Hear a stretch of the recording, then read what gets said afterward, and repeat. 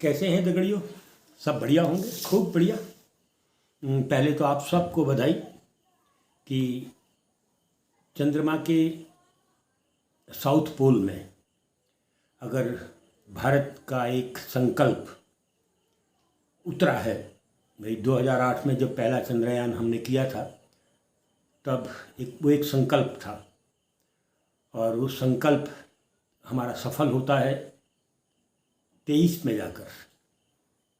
और ये सफलता, पहले तो मैं बधाई दे दूँ उस पूरी की पूरी टीम को जो इस चंद्रयान में लगी थी, दिन रात एक कर रही थी। लेकिन बधाई सिर्फ एक टीम की नहीं, पूरे देश की बधाई है। लेकिन देश के साथ साथ उस वैज्ञानिक धारा को सबसे बड़ी बधाई है पूरी दुनिया में। जो वैज्ञानिक धारा फैली है, जो वैज्ञानिक फैले हैं, जो खगोल को छान रहे हैं, मंगल तक जाने का प्रयास कर रहे हैं, सूर्य को छूने का प्रयास कर रहे हैं, उन सबको बधाई बनती है।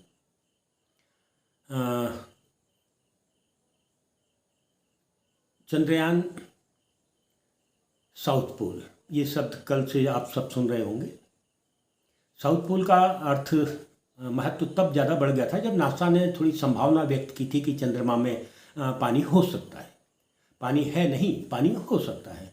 अब पानी के होने की संभावना जिस कौतूहल को बनाए थी आदमी के अंदर, उसके बाद एक जिद थी कि हमें साउथ पोल में मशीन को उतारना है। आने वाले समय में मनुष्य भी जाएगा। चंद्रमा में मनुष्य कदम रख चुका है। स्पेस पर तो आपने सुना होगा, हमारे शर्मा जी, बहुत से लोग गए हैं, लेकिन चंद्रमा पर मनुष्य ने कदम रखा। आज हमारी मशीन गई है, इसलिए हम सब बधाई के पात्र हैं। इसरो को बधाई। इसरो का गठन जो हुआ था वो इन्हीं सभी कामों के लिए हुआ था। और इसरो ने आज जो कर दिखाया है, 1969 में जिस इसरो का गठन किया गया था, जो हुआ था और जिस मंशा से हुआ था, वो सफल हुई है और आगे सफल होगी। जब हम ये खुशी मना रहे हैं कि हमने चंद्रमा के साउथ पोल पर मशीन उतार दी है, कदम रख दिया है, उससे एक दिन पहले की घटना मैं बताऊं। कल का दिन छोड़ परसों रात रीमा से मेरे मित्र का फ़ोन आया था कि बस साहब तबीयत बहुत ख़राब हो गई है और क्या करूं। मैंने कहा, मैं अगर यहाँ से रीमा आता हूँ तो कोई फ़ायदा नहीं होगा, गाड़ी की व्यवस्था करो, बागेश्वर आ जाओ। उन्होंने, उनके पुत्र ने गाड़ी की व्यवस्था की। रात करीब 2 बजे वो बागेश्वर पहुँच गए थे। बागेश्वर में जो रात्रि स्टाफ है इमरजेंसी का, आपातकाल का, बहुत मिलनसार है, बहुत मिलनसारियत के साथ आपसे बात करते हैं और जो संभव होता है वो करते हैं। बागेश्वर चिकित्सालय की बात मैं कर रहा हूँ। 2 बजे करीब उनको एडमिट करा दिया गया और जो दवाइयाँ, क्या दवाइयाँ डाली थी क्या नहीं, वो तो डॉक्टर लोग जाने। और मरीज को ये सोचकर हम लोगों ने भर्ती करवा दिया कि कल सुबह इनको यहाँ से हल्द्वानी ले जाएंगे। हमने डॉक्टरों से कहा भी कि हमें रात काटनी है यहाँ, कल सुबह तो हम इनको ले जाएंगे। खैर वो भर्ती हो गए थे। कल सुबह हॉस्पिटल गए क्योंकि तभी मैं, ये जो व्यक्ति थे, जो भर्ती थे, वो विधायक प्रतिनिधि हैं कपकोट के, योगेश हरड़िया जी। मैंने सुबह फ़ोन किया विधायक जी को, क्योंकि आजकल चुनाव लगे हैं बागेश्वर में, उपचुनाव, और वो इसमें प्रभारी की हैसियत से काम कर रहे हैं, तो मुझे मालूम था यहीं होंगे। फ़ोन उनके पास गया, उसके 10 मिनट में विधायक जी हॉस्पिटल में पहुंच गए थे। कमरे में पहुंचे तो वहाँ शायद आजकल निर्माण का काम चल रहा है हॉस्पिटल में, सारे मरीज लेटे थे हमारा, और ये विधायक प्रतिनिधि योगेश सरड़िया भी मरीज से जो लेटे थे। ड्रिल मशीनों से काम चल रहा है वहाँ आजकल, शायद बहुत घरघराहट, धड़धड़ाहट मशीनों की हो रही थी। विधायक जी को कहना पड़ा कि ये क्या हो रहा है, मजदूर लेटे, हाँ मरीज लेटे हुए हैं और इतनी मशीनें आपकी धड़धड़ा रही हैं। तो फिर एक कर्मचारी आया, उसने कहा जब तक विधायक जी बैठे हैं तब तक ये आप मत चलाइए। करीब 1 घंटा हम विधायक जी वहाँ रहे, करीब 1 घंटा। उस पूरे 1 घंटे में विधायक जी ने जो वार्ड था उसमें कई मरीजों से मुलाकात की, और कहते हैं कि कपकोट के विधायक को तो वैसे भी उप मुख्यमंत्री की हैसियत से बागेश्वर में माना जाता है। 1 घंटे के अंदर एक भी डॉक्टर का दौरा विधायक जी ने नहीं देखा। फिर सीएमएस साहब को उन्होंने फ़ोन लगाया, सीएमएस साहब आए, और वो जो रेफ़र का मामला था कि रेफ़र कर देते हैं, स्थानांतरण कर देते हैं या दूसरी जगह जाना चाहते हैं इलाज के लिए, तो मालूम पड़ा कि मरीज़ के पुत्र ने वहाँ लिख के दे दिया था कि हम बाहर जाना चाहते हैं, हमें छोड़ दिया जाए। तो ऐसे में उन्होंने कहा कि हम कोई कागज़ भी नहीं दे सकते और न ही कागज़ दे सकते हैं और न ही रेफ़र कर सकते हैं, आप जहाँ जाना चाहिए यहाँ से रिलीव हो जाइए। क्या बड़ी बात नहीं थी, क्योंकि वैसे भी मरीज़ एक रात के लिए आया था। लेकिन वहाँ एक सवाल पूछा, मैंने ही एक सवाल पूछा कि आप रेफ़र क्यों नहीं कर सकते? नहीं, आप उनके पुत्र ने, उनके लोगों ने लिख के दे दिया है। सामान्य रूप से जब एक हॉस्पिटल में परिवार जाता है तो वो कोई ये नहीं कहता है कि हम आपके यहाँ से इलाज नहीं कराना चाहते हैं, और रेफ़र शब्द को वही मान के चलते हैं, कहीं बाहर भेज दीजिए, यहाँ से हमें यहाँ से छोड़ दीजिए, हम चले जाते हैं। खैर, वो इनका एक तकनीकी मामला था, हम आपको कागज़ भी नहीं दे सकते। उन्होंने कहा हमें ये तो बताइए कि हम आखिर इलाज हुआ क्या है, क्या दवाइयाँ आपने दी हैं?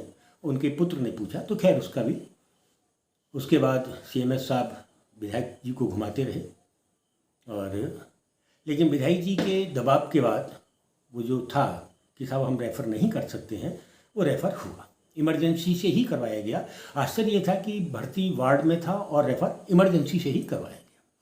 ये तकनीकी हो सकती है, उसमें मेरे को नहीं जाना। मैं आज इस बात को इसलिए यहाँ कहना चाह रहा हूँ, ये सब तकनीकी यहाँ हैं शब्दों में। ये विभाग जब चलते हैं तो एक पॉलिसी से चलते हैं, एक तकनीकी से चलते हैं। आम आदमी के लिए वो तकनीकी और पॉलिसी शायद उसके जहन में नहीं होती, उसकी जानकारी में नहीं होती है। व्यवहार मांगता है आम आदमी। यहाँ व्यवहार का सवाल आता है, और हम चंद्रयान में चले हैं, अभी बहुत बड़ी वैज्ञानिक उपलब्धि है। लेकिन बागेश्वर का जिस हॉस्पिटल का मैं जिक्र कर रहा हूँ, ये जिला अस्पताल के नाम से जानते हैं हम इसको। विधायक जी कल बता रहे थे कि साहब मैंने ज़मीन ढूंढ ली है और मैं बहुत जल्दी बजट की व्यवस्था करूंगा और यहाँ जिला अस्पताल तो मैं बनवाऊंगा, मेरे लक्ष्य में है। यानी बागेश्वर में जिला अस्पताल नहीं है, ये विधायक जी कह रहे थे, सुरेश गड़िया जी कह रहे थे कि मेरे लक्ष्य में है कि मैं यहाँ जिला अस्पताल बनवाऊँगा। मतलब बागेश्वर, जो हम बागेश्वर के लोग हैं, बागेश्वर की जो सीएचसी है उस पर जिला अस्पताल का बोझ पड़ा हुआ है, और हम आम नागरिक इसको जिला अस्पताल के रूप में मानते हैं। तो प्रश्न तो उठता ही है कि हमारे हिस्से का जिला अस्पताल है कहाँ? एक तरफ हम एम्स की बात करते हैं कि साहब एम्स को बागेश्वर में खोल दो, और हमारे पास आज भी जिला अस्पताल नहीं है तो बताएं कि कौन सा जिला अस्पताल है। अब यहाँ एक सवाल होता है, अभी 2 बड़ी कंपनियां वहाँ निर्माण या मरम्मत का काम कर रही हैं अस्पताल में।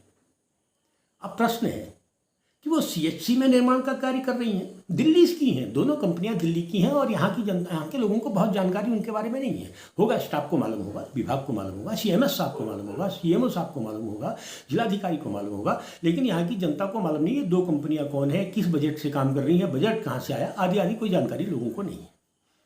2 कंपनियाँ काम कर रही हैं, ऐसा कल ही सुनने को आया।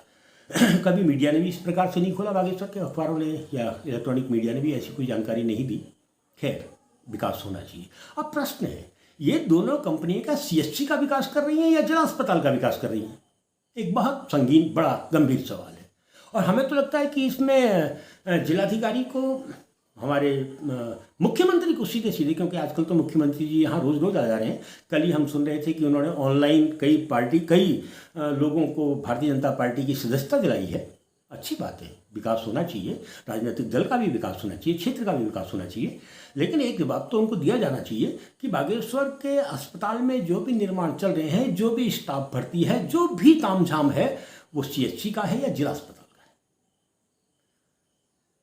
क्योंकि हम चांद पर कदम रखे हैं और प्रफुल्लित हैं, बहुत हर्षित हैं। हमें हर्ष है कि 2008 में जो हमने चांद पर चंद्रयान की शुरुआत की थी, और हमने एक संकल्प 2008 में जो लिया था, वैसे 1968-69 में जाके कहूँ कि जो हमने एक शुरुआत की थी और चंद्रमा में चंद्रयान उतारने की 2008 में जो संकल्प था, वो संकल्प अगर कल पूरा हो, बीच में कई असफलताएं भी मिली, वैज्ञानिक अवस्थाओं में सफलता असफलता दोनों बराबर चलती हैं, तो निश्चित रूप से हम हर्षित हैं, बहुत खुश हैं, एक दूसरे को गले लग रहे हैं, एक दूसरे को बधाई दे रहे हैं, आमोद प्रमोद भी कर रहे हैं। लेकिन फिर हम सवाल उठा रहे हैं कि चांद पर चढ़ चुका देश का शहर का जिला, ये लोग कहाँ पर खड़े हैं?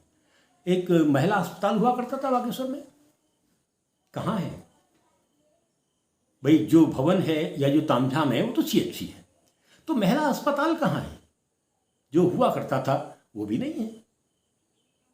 जबकि अगर जिला अस्पताल, महिला अस्पताल तो शायद किसी जिले के लिए सबसे महत्वपूर्ण हिस्से होते हैं स्वास्थ्य के हिसाब से। अगर हम शिक्षा के क्षेत्र में जाके देखें, शिक्षा, जिस शिक्षा के वैज्ञानिक पक्ष ने आज हमको चंद्रयान में, चंद्रमा के साउथ पोल में उतारा है, चंद्रयान में सफलता दिलाई है, उस शिक्षा की हालत बागेश्वर में है क्या? किस स्तर से बागेश्वर की शिक्षा गुजर रही है? हमारा एक डिग्री कॉलेज है, और मुझे लगता है कि जो डिग्री कॉलेज बागेश्वर का है, स्नातकोत्तर महाविद्यालय, उससे बड़ा भूभाग तो किसी के पास नहीं है। ये अलग बात है कि उसके बहुत बड़े हिस्से में आज भी हेलीकॉप्टरों को उतारना, ये वो सब चलता है, प्रशासन की मर्जी से चलता है। जबकि वो एक अगर शिक्षा स्नातकोत्तर महाविद्यालय के बड़े भूभाग का हिसाब से तो एक बड़ी बाउंड्री लाइन होनी चाहिए थी, आदि आदि आदि। जिस दिन स्नातकोत्तर महाविद्यालय बागेश्वर में स्थापित हुआ था, तो सबसे पहले कहा था साहब हम यहाँ पर एक लॉ की क्लासें चलाएंगे। तो अभी तक कह रहे हैं कि लॉ की क्लासें चलाएंगे, कानून की क्लासें चलाएंगे। अल्मोड़े में कानून की, चमोली आप जाएंगे कभी अगर आप से गोपेश्वर में, तो वहाँ तो बाकायदा लॉ का एक कॉलेज है। फैकल्टी बनने की बहुत बड़ी खुशी हमको है, लेकिन हमारे अंदर जो कॉलेज के अंदर उसकी लाइब्रेरी है, पुस्तकालय है, हम उसको लेकर गर्व नहीं कर पा रहे हैं। अंदर जो हॉस्टल है, जो कॉलेज में बच्चों का हॉस्टल है, उसको लेकर हम गर्व नहीं कर पा रहे हैं। जब हम श्रीनगर जाते हैं तो उस हॉस्टल को लेकर हमको थोड़ा गर्व होता है। अभी अल्मोड़े में 2 हॉस्टल हैं स्नातकोत्तर महाविद्यालय के, यूनिवर्सिटी के, हमें उसको लेकर, अच्छा पहले बहुत बुरी स्थिति थी, लेकिन इस बीच में उसका विकास हुआ है, हमें थोड़ा बहुत गर्व होता है कि चलो वहाँ साफ़ है, सफाई है, कमरे हैं, गीजर लगा है, पानी साफ़ है, आदि आदि आदि आदि। बच्चे वहाँ रहते हैं और अच्छी तरह से रहते हैं। और ज़्यादा विकास मांग रहा है वहाँ, लेकिन जो भी है वो बहुत ख़राब से अच्छा है। क्या हम बागेश्वर के हॉस्टल पर गर्व कर सकते? क्या बागेश्वर में जो पठन पाठन की स्थिति है उस पर हम गर्व कर सकते हैं? मैं स्नातकोत्तर महाविद्यालय की बात में कर रहा हूँ, मैं गरुड़ के स्नातकोत्तर महाविद्यालय की बात कर रहा हूँ, डिग्री कॉलेज की बात कर रहा हूँ, मैं कपकोट के डिग्री कॉलेज की बात कर रहा हूँ, मैं कांडा, बनलेख, बहुत सारे डिग्री कॉलेज आपने खोले हैं, मैं उन सब के डिग्री कॉलेजों की बात कर रहा हूँ। क्या उन सब को लेकर, डिग्री कॉलेजों की संख्या को लेकर हम गर्व कर सकते हैं? लेकिन कॉलेज जिस मंशा से, जिस उद्देश्य से खोला होता है शिक्षा के स्तर के लिए, वही शिक्षा जिसका वैज्ञानिक पक्ष हमको चंद्रयान कराता है, क्या उसको लेकर हम गर्व कर सकते हैं? वही शिक्षा जिसका पक्ष, जिसका अर्थशास्त्र का पक्ष, जिसका समाजशास्त्र का पक्ष हमें दुनिया भर में सम्मान दिलाता है, क्या हम उस पर गर्व कर सकते हैं? सतही शिक्षा में अगर आप देख लीजिएगा, प्राथमिक शिक्षा की हालत आप जानते हैं क्या है गांव के अंदर। अभी जूनियर शिक्षा को देख लीजिएगा, माध्यमिक शिक्षा को देख लीजिएगा, क्या हम जनपद की शिक्षा तंत्र को लेकर गर्व कर सकते हैं? ये सवाल आज उन सब से है जो कल से गर्व कर रहे हैं। गर्व मुझे भी है। प्रश्न है कि बागेश्वर विकास के नाम पर जहां खड़ा है, हम बागेश्वर की सड़कों को लेकर गर्व नहीं कर सकते। बागेश्वर में पर्यटन अद्भुत होना चाहिए था, हमें बागेश्वर में पर्यटन विकास को लेकर गर्व होना चाहिए था। आपके पास शिक्षा की, आपके पास चिकित्सा के साधन नहीं है, आपके पास जगह जगह शुद्ध पानी की व्यवस्था नहीं है, आपके पास सड़कें बहुत अच्छी नहीं हैं, आपके पास दक्ष गाइड, यहां पर आज तक दक्ष गाइडों की व्यवस्था नहीं है, आपके पास ट्रैक सिस्टम की बहुत अच्छी व्यवस्था नहीं है। बैतूली में प्रयास कर रहे थे, कुछ नौजवान अपने स्तर से प्रयास कर रहे थे, वो मारे गए, वहीं मर गए। उस प्रयास को वहीं रोक दिया गया। सरकार ने कभी कोशिश नहीं की कि हम उस प्रयास को थोड़ा वैज्ञानिक तरीके से आगे बढ़ाने की कोशिश करें। बहुत बड़ा यहाँ पर हमारे पास एक कारोबार हुआ करता था, भेड़ पालन का कारोबार। हम विज्ञान की उपलब्धियों की बात कर रहे हैं। भेड़ पालन के नाम से जगह जगह जनता के हिस्से की ज़मीनें आप लोगों ने कब्जा, सरकार ने कब्जाई। लीची फार्म में ली थी, लीची में सी फॉर्म है बाकायदा। क्या हम उसको एक बड़ी उपलब्धि के रूप में देख सकते हैं? कौन सी ऊन, बागेश्वर में कितने लोग हैं जो लीची के सी फॉर्म से ऊन ला रहे हैं और अपने करघों में, अपने हथकरघों में, अपनी तकली से या अपने चरखे से उसको काट कर धनकालीन बना रहे हैं। तो हमें निश्चित रूप से बहुत ज़्यादा खुश होना चाहिए कि आज हमने चंद्रमा के साउथ पोल पर मशीन उतार दी है। और एक उम्मीद करनी चाहिए, जो उम्मीद हमने 2008 में की थी कि हम वहाँ मशीन उतारेंगे, आज हमको उम्मीद करनी चाहिए कि हम वहाँ आदमी उतारेंगे, वैज्ञानिक को उतारेंगे। चंद्रमा में वैज्ञानिक आदमी उतर चुका है, लेकिन हम उतारेंगे। और हमें ये भी उम्मीद होनी चाहिए कि हमारी मशीन ही साउथ पोल में पानी अगर है तो उसको सबसे पहले खोजेगी। ये उम्मीद भी हमको आज होनी चाहिए। लेकिन मित्रों, विकास के रास्ते पर बागेश्वर कहाँ खड़ा है? मैं बागेश्वरी क्यों कहूँ? पिथौरागढ़ कहाँ खड़ा है? चमोली कहाँ खड़ा है? उत्तरकाशी कहाँ खड़ा है? टिहरी कहाँ खड़ा है? मित्रों, छोटी सी बात कहूँ, चुनाव लगे हैं, वह पर्वतीय राज्य कहाँ खड़ा है? जिस पर्वतीय राज्य के लिए अनवरत संघर्ष किया था हमने 1978 से लेकर राज्य अब तक कर रहे हैं। जो हमारा पर्वतीय राज्य तो अभी भी नहीं बना है, उत्तराखंड बना है। निश्चित रूप से एक नया राज्य उत्तराखंड बना है, लेकिन जो हम पर्वतीय उत्तराखंड राज्य की मांग करते थे वह आज भी नहीं बना है। बना है तो बताइए भाई। उत्तर प्रदेश में भी हम 17 विधायक थे, अल्पसंख्यक थे, और आज भी विधायकों के हिसाब से, बजट के हिसाब से, मैदानी क्षेत्र के सापेक्ष हम अल्पसंख्यक हैं। तो और ये जो अल्पसंख्यक क्षेत्र है, पर्वतीय क्षेत्र जिसको हम कहते हैं, जिसको पर्वतीय राज्य बनाने के लिए हमने जो एक बहुत बड़ी लड़ाई लड़ी थी, वो वैज्ञानिक विकास के स्तर पर कहाँ खड़ा है? वो सामाजिक विकास के स्तर पर कहाँ खड़ा है? वो राजनीतिक विकास के स्तर पर कहाँ खड़ा है? इस खुशी के बीच हमें ये खुशी भी तलाशनी ही चाहिए। और हमें आज एक और संकल्प लेना चाहिए कि हम अपने जनपद को शिक्षा के विकास के क्षेत्र में, वैचारिक विकास के क्षेत्र में, जो योजनागत विकास होता है उसके क्षेत्र में सर्वोपरि ले जाएंगे।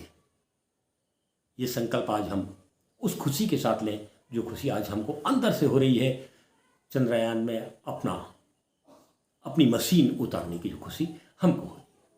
फिर मिलते हैं मित्रों।